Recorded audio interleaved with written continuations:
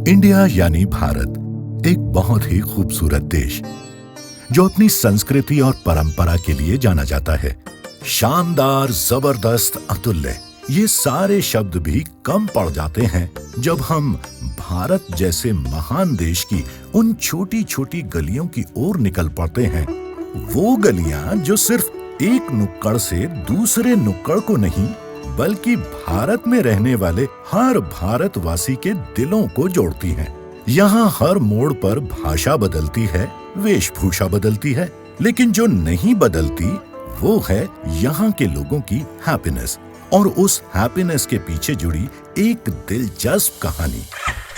मेरा नाम है अनुज वशिष्ठ और मैं निकल चुका हूँ उसी हैप्पीनेस के फॉर्मूले की तलाश में एक दिलचस्प सफर पर, जो है सही मायने में द आर्ट ऑफ लिविंग, क्योंकि ये है हैप्पीनेस ऑन व्हील्स। आज मैं आप सभी को लेके जाऊंगा भारत के स्वर्ग कहे जाने वाले कश्मीर की उन खूबसूरत वादियों में, जहां ऊंची ऊंची पहाड़ियों घाटियों के बीच बहती है प्रकृति की खूबसूरत जीती जागती झीलें और वहां के हरे भरे मैदान, जो कि भारत के नक्शे पर एक खूबसूरत मुकुट की तरह सजे हैं।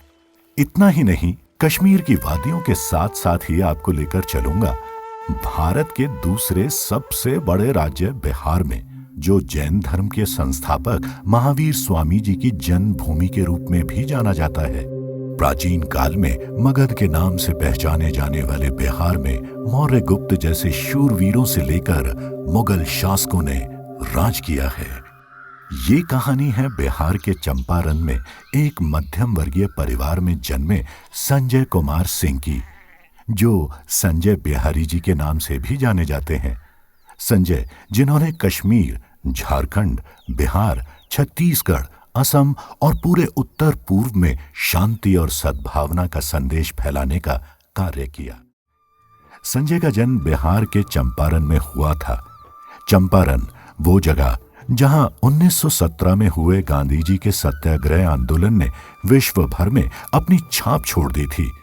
संजय के दादा और परदादा ने भी हिंदुस्तान की आजादी के लिए सत्याग्रह आंदोलन में बढ़ चढ़कर भाग लिया था। बचपन से ही संजय पर भारत के वीर स्वतंत्रता सेनानियों का काफी प्रभाव था। 8 साल के संजय ने तो अपने गांव की पक्की सड़क न बनने पर इलेक्शन रैलियों के दौरान अपनी पूरी पलटन के साथ आगे रोड पीछे वोट के नारे भी लगाए थे। छोटे बच्चों की इस सेना को वानर सेना का नाम दिया गया। यहां तक कि ये सब बीबीसी रेडियो पर भी प्रसारित किया गया था। संजय शुरुआत से ही IAS बनकर अपने देश के लिए कुछ करना चाहते थे, जिसके लिए दिन रात मेहनत करके संजय ने दिल्ली के सेंट स्टीफन कॉलेज में एडमिशन ले लिया। लेकिन संजय ये नहीं जानते थे कि दिल्ली उनकी जिंदगी को एक ऐसा अनोखा और रोमांचक मोड़ देने वाली थी जिसकी उन्होंने कभी कल्पना भी नहीं की होगी। संजय एक होनहार छात्र थे। पढ़ाई के साथ साथ वो अपने साथियों को पढ़ाते भी थे। ये उनका जुनून तो था ही और इससे उनकी आर्थिक मदद भी हो जाती थी। इसी दौरान जीवन में पहली बार उन्हें अपने गुरु से मिलने का सौभाग्य मिला। संजय ने पहले कभी भी द आर्ट ऑफ लिविंग और पंडित श्री श्री रविशंकर के बारे में कुछ नहीं सुना था। दिल्ली में संजय अपने एक रिश्तेदार श्री लेखराज जी के घर उनके बच्चों को पढ़ाने जाया करते थे। लेखराज जी खुद द आर्ट ऑफ लिविंग के अनुगामी थे। संजय जी को भी उनके घर में काफी प्यार मिलता था। एक दिन की बात है, गुरुदेव दिल्ली आए थे, जहां उन्हें लेखराज जी के घर ही ठहरने का न्योता मिला था। आते ही अचानक से उन्होंने पूछा कि यहाँ बिहार से कोई युवक भी अक्सर आता है। गुरुदेव उस युवक को मिलना चाहते थे। वो तो संजय के हॉस्टल का नाम और उसके कमरे का नंबर भी जानते थे। गुरुदेव ने जल्द से जल्द संजय को बुलवाया। संजय को जब इस बात का पता चला तो ये बात उन्हें कुछ हजम नहीं हुई। उन दिनों संजय आध्यात्मिक संस्थानों पर हो रहे भ्रष्टाचार पर लिखित एक किताब भी पढ़ रहे थे। लेकिन फिर भी संजय पूरी तैयारी के साथ गुरुदेव को मिलने गए। बिहारी बाबू, तू आ गया? संजय को देखते ही गुरुदेव ने बड़े प्यार से कहा। श्वेत वस्त्रों में बैठे गुरुदेव की गहरे समंदर सी शांत आंखें चेहरे पर नटखट मुस्कुराहट के साथ संजय की ओर ही देख रही थीं। ज्ञान से भरे गुरुदेव के शब्दों ने मानो संजय को वहीं का वहीं स्तब्ध कर दिया और वहीं से संजय के जीवन का एक नया अध्याय प्रारंभ हुआ। गुरुदेव ने संजय को ऋषिकेश आकर द आर्ट ऑफ लिविंग का बेसिक कोर्स करने को कहा, जहां सुदर्शन क्रिया करने के बाद मानो संजय का जीवन अब एक नए उद्देश्य के लिए तैयार हो चुका था। आखिर वो ऐसा कौन सा उद्देश्य था जिसके लिए स्वयं गुरुदेव श्री श्री रविशंकर ने संजय को चुना था। सुदर्शन क्रिया करने के बाद से ही संजय की जीवन को देखने की परिभाषा बदल गई थी। सन 2000 में बिहार सांप्रदायिक और जातिवाद पर हो रही हिंसा की आग में घिर चुका था। गौतम बुद्ध और महावीर स्वामी जैसे विद्वानों के शिक्षण से सींची हुई बिहार की इस धरती पर अब अशांति की फसल लहलहा रही थी। बड़े पैमाने पर हो रही हत्याएं, अपहरण और बलात्कार जैसी घटनाओं ने वहां के लोगों को झकझोर कर रख दिया था। आम लोग, व्यापारी, महिलाओं और बच्चों ने तो घर से बाहर पांव रखना भी बंद कर दिया था।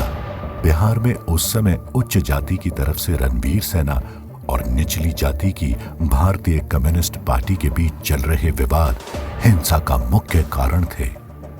केंद्र सरकार के आंकड़ों के अनुसार सन 1991 से 2000 के बीच 45,000 हत्याएं, 27,000 डकैतियां, 9,000 से ज्यादा रेप और 27,000 अपहरणों के मामले सामने आए थे। ऐसा प्रतीत हो रहा था कि किसी के पास इन अत्याचारों को रोकने का कोई समाधान नहीं है। बिहार की इस स्थिति को देखते हुए गुरुदेव इस समस्या का समाधान करना चाहते थे। गुरुदेव ने संजय सिंह को इस महत्वपूर्ण कार्य के लिए चुना और संजय को जल्द से जल्द बिहार भेजा। यहां से संजय ने गुरुदेव श्री श्री रविशंकर के शांति और अहिंसा के संदेश को फैलाने का कार्य शुरू किया। बिहार जाकर संजय दोनों गुटों से मिले। हालांकि उन तक पहुंचना संजय के लिए बिल्कुल भी आसान नहीं था। सालों से चल रहे दोनों गुटों के बीच विवाद की सुलह कराना मानो लोहे के चने चबाने के समान था। संजय की बातें सुनकर दोनों गुटों के लोग गुरुदेव से मिलने के लिए एक शर्त पर तैयार हो गए। उनकी ये शर्त थी कि अगर संजय हथियारबंद हत्यारों से बचकर जिंदा वापस चले गए तो वे सभी के सभी गुरुदेव से मिलने ऋषिकेश आएंगे। संजय ने लंबी सांस भरते हुए गुरुदेव को याद किया और बिना कुछ कहे उन लोगों के शिविर से बाहर जाने लगे। गुरुदेव के आशीर्वाद से बिना किसी हानि के 300 से ज्यादा लोगों को समझा बुझाकर ऋषिकेश ले आए। एक दूसरे को एक ही जगह पर देखकर दोनों गुटों ने अपना आपा खो दिया। गुरुदेव ने तुरंत ही बीच में आकर सभी को शांत हो जाने को कहा। गुरुदेव के शांत स्वभाव और उनके ध्यान कौशल से सभी प्रभावित थे। सभी सदस्यों को वहीं द आर्ट ऑफ लिविंग की वर्कशॉप कराई गई। सबको शांत करने के लिए ध्यान ही इकलौता और प्रभावी माध्यम था। भीतर पल रहे द्वेष और हिंसा रूपी राक्षस को मिटाने के लिए उन सभी को योग और ध्यान रूपी उपकरण की आवश्यकता थी। दोनों गुटों के 300 से भी ज्यादा सदस्य गुरुदेव के प्रवचन और उनके द्वारा कराई गई सुदर्शन क्रिया के बाद मानो बदल चुके थे। जिनके जीवन का उद्देश्य सिर्फ हिंसा था, आज वो शांत थे। जीवन में पहली बार उन सभी को एक साथ होली का त्योहार मनाने का अवसर मिला। गुरुदेव के आशीर्वाद और उनकी शिक्षा के साथ दोनों गुटों के सभी सदस्य वापस बिहार चले गए। सालों से चल रही जातिवाद की हिंसा की आग अब शांत हो चुकी थी। कुछ समय के बाद संजय और उनकी टीम ने बिहार जाकर कई यूथ लीडरशिप ट्रेनिंग प्रोग्राम्स किए, जिसके दौरान उन्होंने विभिन्न तरह की हिंसा में शामिल 700 से भी ज्यादा युवाओं का जीवन बदल दिया। हिंसा और अपराधों से घिरे होने के बावजूद संजय कुमार सिंह और उनकी टीम गुरुदेव श्री श्री रविशंकर के मार्गदर्शन और आशीर्वाद से बिना किसी चिंता के सभी प्रोग्राम्स पूरे करने के साथ साथ गुरुदेव का शांति और अहिंसा का संदेश पूरे बिहार में फैला पाए। इसके बाद गुरुदेव ने स्वयं वहां पर ढेरों सेमिनार्स किए, जिसमें 50,000 से भी ज्यादा लोगों ने भाग लिया और अन्य हिंसक और आपराधिक समुदायों ने गुरुदेव की शरण में आकर खुद को समर्पित कर दिया था। लेकिन इस सब के बाद संजय को एक कार्य के लिए जाना था, जहां आज तक किसी ने भी शांति संदेश फैलाने की ओर कोई कार्य नहीं किया था। बिहार में हिंसक समुदाय और हजारों लोगों का जीवन बदलने के बाद अब संजय को भारत की बहुत ही महत्वपूर्ण जगह की ओर रवाना होना था। गुरुदेव श्री श्री रविशंकर ने संजय को अब कश्मीर का दारोमदार संभालने को कहा। कश्मीर, जिसकी खूबसूरती का जिक्र छिड़ते ही हमारे जहन में ऊंची ऊंची पहाड़ियों और खुले हरे भरे मैदानों का चित्र बन जाता है। लेकिन ऊपर से दिखने में कश्मीर जितना सुंदर था, अंदर से उसकी सच्चाई कुछ उतनी ही कड़वी थी। उन दिनों कश्मीर में आतंकवाद और हिंसा अंतर्राष्ट्रीय मोड़ ले चुकी थी। ये बहुत ही दुर्भाग्यपूर्ण है कि भारत के स्वर्ग कहे जाने वाला कश्मीर अब असल में जीवन जीने के लिए बहुत ही खतरनाक जगह बन गई थी। संजय ने निडरता से गुरुदेव के आदेश का पालन किया और तुरंत ही कश्मीर की ओर प्रस्थान कर गए। विवादों को सुलझा देने वाले अपने स्वभाव और अपनी क्षमता से संजय ने कश्मीर में रहने वाले स्थानीय लोगों के लिए नियमित प्रोग्राम्स और काउंसलिंग वर्कशॉप भी करवाई। घाटी में बढ़ती हिंसा का शिकार हुए बच्चों का अनेक उग्रवादी समूहों के दलों में भर्ती हो जाने का डर बना रहता था। इन बच्चों को the art of living workshop में भाग दिलवाया गया और साथ ही साथ अपना घर नामक अनाथालय की स्थापना करके उन बच्चों को मुफ्त शिक्षा, आहार और कंप्यूटर शिक्षा दी गई, जिससे उन सभी बच्चों को अपने दुखद अतीत को भुलाने में काफी मदद मिली। यूं तो कश्मीर में होने वाली दी आर्ट ऑफ लिविंग की गतिविधियों का पूरा श्रेय संजय सिंह को ही जाता था, लेकिन इसके अलावा संजय ने 2 सबसे अहम और मुख्य सम्मेलनों का आयोजन करवाया था, जिसमें पहला था कश्मीर बैक टू पैराडाइज, जहां संजय ने कश्मीर के सभी हितधारकों स्टेक होल्डर्स को एक मंच प्रदान किया, और दूसरा मुख्य सम्मेलन था पैगाम मोहब्बत, जिसके तहत कश्मीर में शहीद हुए हमारे देश के सैनिकों और उस दौरान मारे गए आतंकवादियों के परिवारों को द आर्ट ऑफ लिविंग के इंटरनेशनल सेंटर बेंगलुरु में एक समझौते की राह दिखाई गई।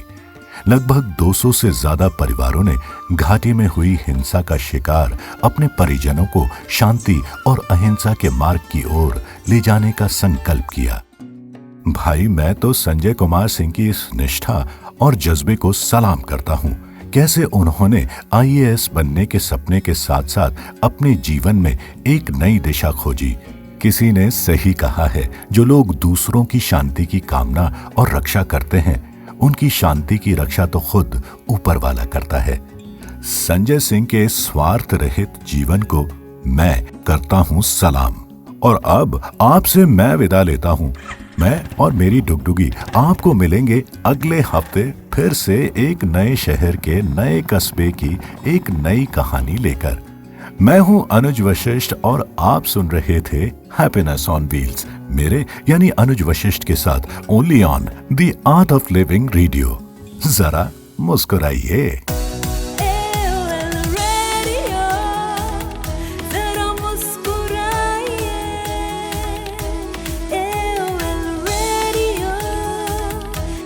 मुस्कुराइए।